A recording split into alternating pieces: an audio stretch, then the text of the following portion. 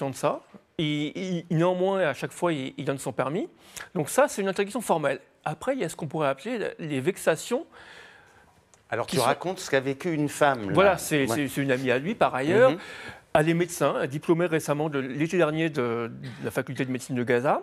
Elle a trouvé un emploi dans une ONG israélienne, donc à Jérusalem, pour traiter les enfants qui ont des malformations cardiaques. Donc elle a un boulot, elle est payée, elle est garantie entre guillemets par les Israéliens. Donc elle, puisqu'elle ne correspond pas au profil du terroriste potentiel, elle a le droit à un permis de sortie. Seulement, le permis de sortie doit être renouvelé tous les mois. Et il se trouve que j'étais avec elle quand elle a reçu un SMS pour son prochain permis, et je la vois, elle ouvre le SMS et elle dit « Super, génial, j'ai le droit à 3 mois ce coup-ci », ce qui va au moins m'éviter de devoir refaire une demande au bout d'un mois. Et puis elle commence à lire les détails et elle se rend compte que le permis de sortie n'est valable que les mardis, parce que c'est les mardis qu'elle est employée un jour par semaine dans cette ONG israélienne. C'est le jour où elle travaille, les autres jours, pas question de sortir de Gaza. Voilà, non, pas question de sortir de Gaza.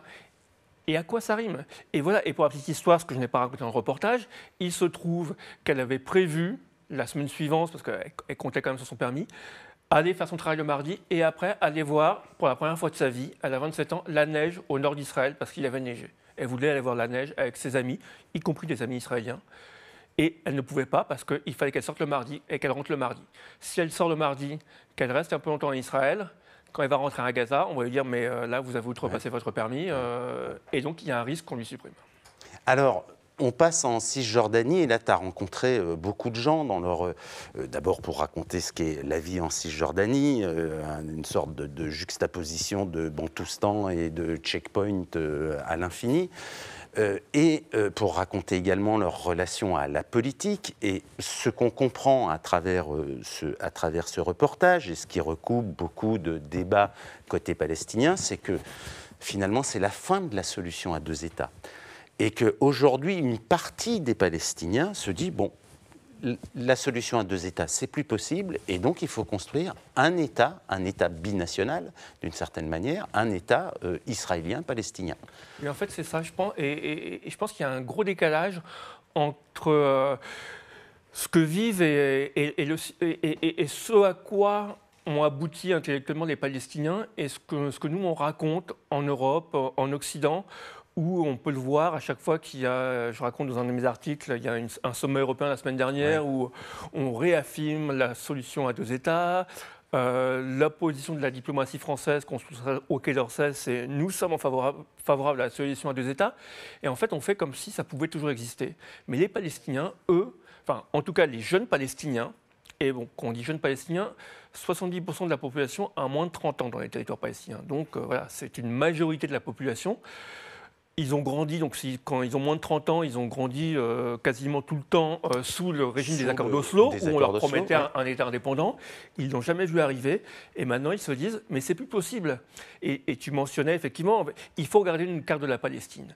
Et si vous avez accès à Internet, allez voir les cartes réalisées par les Nations Unies, un organisme des Nations Unies qui s'appelle l'OCHA, c'est l'Office de coordination humanitaire. Ils font des cartes régulièrement. La Palestine, aujourd'hui, ce sont les taches noires sur un dalmatien. C'est-à-dire qu'il y a des taches noires au milieu du blanc. Il n'y a plus aucune continuité territoriale. Et il faut être sérieux un instant. Quand les diplomates, les dirigeants européens nous disent « on est pour la solution d'un État », mais quel État? C'est ça, en fait, la vraie question. Quel État les Palestiniens peuvent-ils espérer aujourd'hui? Il n'y en a pas. Il n'y en a pas, il n'y a pas quelque chose de continu, de sérieux. Le retour aux frontières de 1967, qui est ce sur quoi tout le monde se base après l'invasion israélienne de 1967, elle n'est plus possible parce qu'en fait, il y a eu une politique de colonisation israélienne pendant 50 ans et aujourd'hui, les Israéliens ne sont pas prêts à démanteler ces colonies. Donc voilà, les jeunes Palestiniens se disent on a essayé la violence avec des intifadas, ça n'a pas marché. On a essayé la diplomatie avec le processus d'Oslo pendant 20 ans. Ça n'a pas marché, donc qu'est-ce qui nous reste? Sachant qu'on nous promet un État, mais il n'est pas viable. Eh bien, acceptons une souveraineté israélienne. D'accord, nous souhaitons vivre dans un État qui s'appellerait Israël, mais ce que nous voulons, c'est des droits égaux. Le droit de vote, c'est la bataille pour l'égalité des droits. Et voilà. Et c'est un changement complet de paradigme où pendant 20 ans, il y a eu des négociations pour une indépendance, pour un État autonome. Et maintenant, un certain nombre de jeunes Palestiniens, et même des moins jeunes, mais s'ils sont liés à l'autorité palestinienne, ils hésitent à s'exprimer publiquement, mais ils le pensent quand même et ils le disent en privé. Eh bien, nous allons avoir un combat pour les droits civiques, pour les droits humains, un combat pour l'autonomie. Et leur modèle, eh bien, c'est l'Afrique du Sud sous l'apartheid. Et de dire, d'accord, un État, par ailleurs, il existe des lois internationales sur les puissances occupantes. Israël est de facto une puissance occupante. Donc, soit elle est une puissance occupante et elle applique les lois internationales sur les puissances occupantes, soit elle annexe tout le territoire, Israël, la Palestine, qui est appelée la Judée et Samarie par les extrémistes religieux israéliens. Et donc voilà, nous, on se retrouve citoyens israéliens, mais on veut le droit de vote, le droit de circuler, le droit de s'exprimer. Et voilà. Donc c'est ce nouveau combat, à mon avis, qui est en train de monter dans la jeunesse palestinienne. Alors c'est également un reportage qu'on avait publié de notre correspondante à Jérusalem, Chloé Desmoulins, qui racontait comment à Jérusalem-Est, toute une série de familles, pour éviter les batailles incessantes et infernales avec les autorités israéliennes, avaient décidé de demander la nationalité israélienne et avaient décidé justement de jouer cette carte-là, et en disant la vraie bataille derrière va être la bataille pour l'égalité des droits.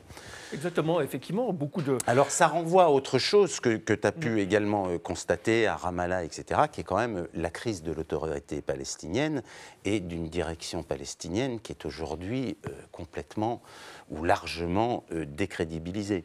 Oui, Mahmoud Abbas, le président de l'autorité palestinienne, a 82 ans, est fatigué. Il est entouré. Son mandat a expiré en 2009. 2009, il n'y a pas eu d'élection depuis 2009. Il ne contrôle pas la bande de Gaza, qui représente quand même 2 millions de Palestiniens sur les 4 ou 5 millions qui vivent dans les territoires palestiniens. Il est entouré d'un conseil exécutif de gens qui ont participé à l'OLP, la lutte des années 70-80, donc ils sont très âgés. Il y a une femme parmi des dizaines d'hommes. C'est plus représentatif de la société palestinienne. Et ce sont des gens qui ont effectivement, d'un point de vue humain, ils ont tellement investi dans cette solution à deux États, dans cet État palestinien indépendant, qu'ils n'arrivent pas à s'en détacher. Mais ils sont arrivés au bout d'un cycle et les seules propositions qu'ils ont aujourd'hui, les seules propositions qu'a faites Mahmoud Abbas, étant donné l'impasse dans laquelle ils se trouvent, c'est de faire appel aux institutions internationales, c'est-à-dire d'être reconnus comme un État par l'ONU. Ils sont déjà reconnus par l'Assemblée générale, comme État observateur au même titre que le Vatican.